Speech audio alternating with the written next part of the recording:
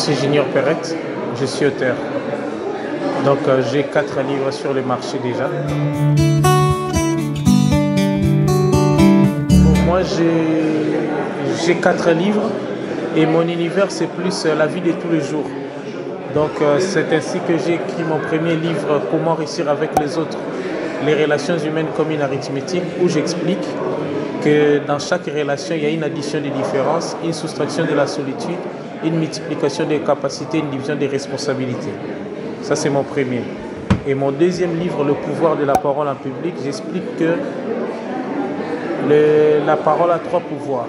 Il y a le pouvoir de la révélation. Donc la parole, quand quelqu'un parle, ça révèle ce qu'il est réellement. Le deuxième pouvoir, c'est le pouvoir de la confiance. Ça donne une confiance en soi. Le troisième pouvoir, c'est le pouvoir de la progression et de la régression. Dans ces livres, j'ai dit aussi que beaucoup de gens pensent que parler en public, c'est se tenir devant seulement une foule. C'est pas ça. Mais pour parler en public, il y a 3 éléments. Il doit y avoir l'auteur et l'orateur, excusez-moi, l'orateur, les messages et un auditeur. Donc, le fait déjà de parler entre 2 personnes, c'est déjà parler en public. Et pour parler en public, on parle que de 2 choses, de ce qu'on connaît par étude et de ce qu'on connaît par expérience. Et le 3e livre, c'est La vie continue, quel que soit votre passé. Vous avez vu en couverture, j'ai vu la machine à écrire. La machine à écrire a été l'une des grandes inventions fin 19e siècle, début 20e siècle. Mais maintenant, on est dans les smartphones. Et comme on est dans les smartphones, c'est-à-dire ne dormez pas sur vos lauriers, c'est-à-dire que la vie est une continuité. Donc vous ne pouvez pas dire que vous ne pouvez pas seulement vivre de ce que vous avez été. Donc vous devez continuer à vivre parce que votre passé risque d'être un cimetière pour vous, une prison aussi pour vous. Donc nous sommes le produit de notre passé, mais nous ne pouvons pas rester captifs. Notre dernier livre, c'est Comment passer du rêve à la réalité. C'est-à-dire tout le monde a au moins un rêve dans la vie, mais comment le faire pour passer pour en faire une réalité. Et beaucoup pensent que leur rêve, c'est de devenir grand, de devenir intouchable, mais votre rêve consiste réellement à aider les autres à faire avancer l'humanité. Et si j'ai dit pourquoi j'écris ces livres comme ça, c'est parce que moi, ma vision, mon univers, c'est Vision Biosphère.